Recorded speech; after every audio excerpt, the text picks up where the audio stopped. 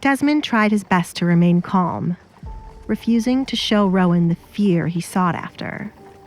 Just like everyone else, he was aware of William's father-in-law's death, but the family had been secretive about it and claimed it to be from a cold. Desmond had believed the story up until this point. Desmond knew he had done nothing to offend William to the point the man would want him dead. They were longtime friends, for goodness sake, and Desmond was handing William his daughter on a silver platter. "You will eat those words one of these days," Desmond promised the shabby man. "Tell you what, Baron, I'll help you tie me up so you can shove those words down my throat. You should know, I'm a man who enjoys pain." Rowan licked his dry lips. "This conversation is over." Desmond no longer wished to carry on the conversation any further. He knew of Rowan to be a man with sick habits, be it with a man or woman. William was crazy for keeping such a person around, but Desmond had to admit that Rowan was loyal. No one could successfully bribe him to betray William. They couldn't figure out what William had over Rowan's head to make him this loyal. "You are an evil person, Baron," Rowan said out of the blue. "Says the murderer, and have you forgotten who you work for?" "I know my master and I are evil, but you are one of those people who play dumb to what they are. What kind of a good person hands his daughter off to a man his age?" Rowan sighed. "The silence is loud," Rowan sang as he enjoyed making Desmond feel guilty. "Or maybe that's a thing in the town I know nothing about. A man like me knows nothing about high society. Do you care to enlighten me if this is a normal thing?" "Are you trying to tell me not to send my daughter to William?" Desmond asked. "Of course not. William wants her. Therefore he shall have her.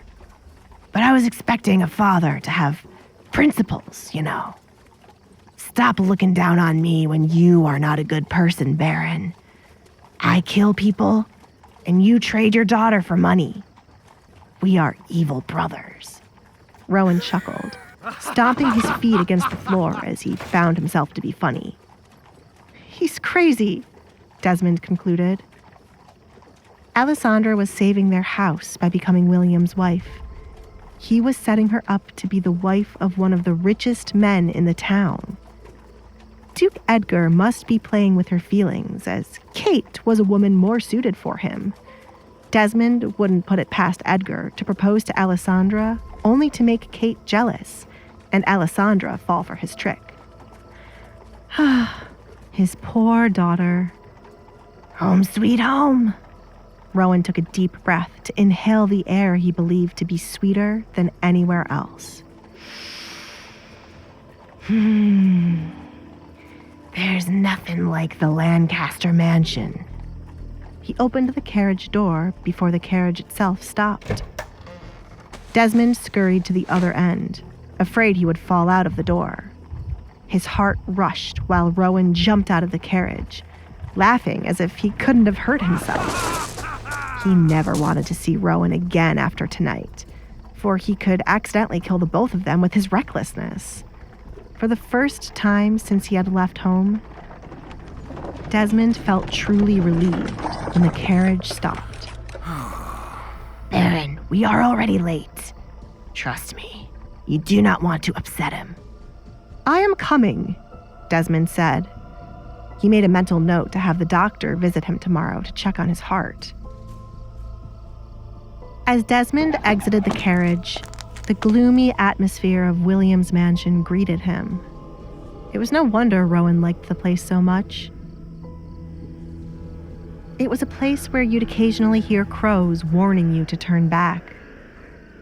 Desmond cautiously followed behind Rowan, regretting not listening to his wife telling him to stay and enjoy dinner.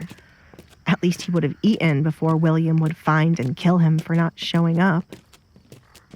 Desmond envied how grand William's house was as he entered. There was a time when he had more wealth than William, But William somehow came out on top after the years.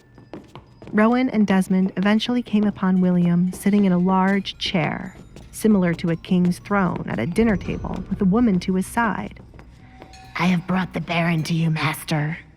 Rowan announced their presence. Well done, old friend! William raised a glass filled with wine to Desmond. It's been so long since we had a chat. Forgive me for being unable to wait until the morning to summon you. I sent Rowan to you as a kind gesture. He does not normally escort my guests. Normally you kill them, Rowan, he chuckled. Desmond faked a laugh to remain on William's good side. The William before him right now was nothing like the person he knew in the past. It was true. Money could change anyone. William Lancaster, who was once small and shy, changed into a large, buff man after his countless hours of training. His head was covered in white hair, and so was his beard. But that did not mean you should ever underestimate him because of his age. It has been 3 days since we last spoke, Desmond said to himself. It truly has been too long, Desmond replied to William. I should thank you for helping me escape my wife tonight. I might be able to go to the red light district to relax. Is that so? Had I known this, I would have called some of the women here tonight. I understand how tough marriage can be. I've been married 2 times already, but they eventually became boring. Have a seat next to me. William pointed to the chair placed dangerously close to him. All the other chairs were spread out where guests were an arm's length apart, but this chair was right by William. If you insist. Desmond took the seat with caution. How is the wife? He asked, looking at the woman at the table. Somewhere in the house, crying her eyes out, William sighed. Desmond was now confused by the woman who sat at the table. It was so hard for him to remember what William's second wife looked like, as she was rarely seen, and there were no portraits of her around the home. William had no children, which meant this woman had to be his mistress. Why have you not brought your daughter to me, Desmond? I am not a patient man. William waved his hand, and without any words spoken, Rowan appeared by his side to hold the glass of wine instead of it being placed on the table. I was meaning to, but I ran into a problem. Duke Edgar Collins came by my home to ask for Alisandre's hand in marriage. He threatened me, and I had no choice but to agree to it. Don't worry, as I have a plan to make him marry my youngest daughter instead. Duke Edgar. William softly repeated the name with disgust. That spoiled brat is trying to steal what belongs to me. William hated Edgar from the bottom of his soul, along with Edgar's father. They were always meddling in others' affairs, implementing too many laws, and having their companions thrown into jail. Alisandre will become your wife either way. Oh, wife? William chuckled as the words left Desmond's mouth. You misunderstood my words all this time, my friend. I do not wish to make your daughter my wife. I am a collector of many things. The rumored Curse Girl shall make an excellent addition to my collection of women and items. If I am bored, she shall perform as a mistress. I remember her being beautiful as a child, therefore her face cannot be that bad. Bring her to me tomorrow, said William. But Edgar... Desmond winced as William grabbed his left thigh and squeezed it. Desmond, you have 2 choices since you are my friend. 1, you pay me back half of the money I have already given you by tomorrow. 2, you bring me your daughter, and I will give you the rest of the money debt-free. If you cannot pay me back what I gave you by tomorrow, Rowan shall pay you a visit. What is your decision? I will bring her to you tomorrow, Desmond made up his mind. Edgar and William were both terrifying men, but Desmond was more afraid of William at this moment as he was looking to kill him right now. Good choice. William released Desmond's thigh. Stay and have some food, my good friend. To listen to the full audio series, install the Pocket FM app now.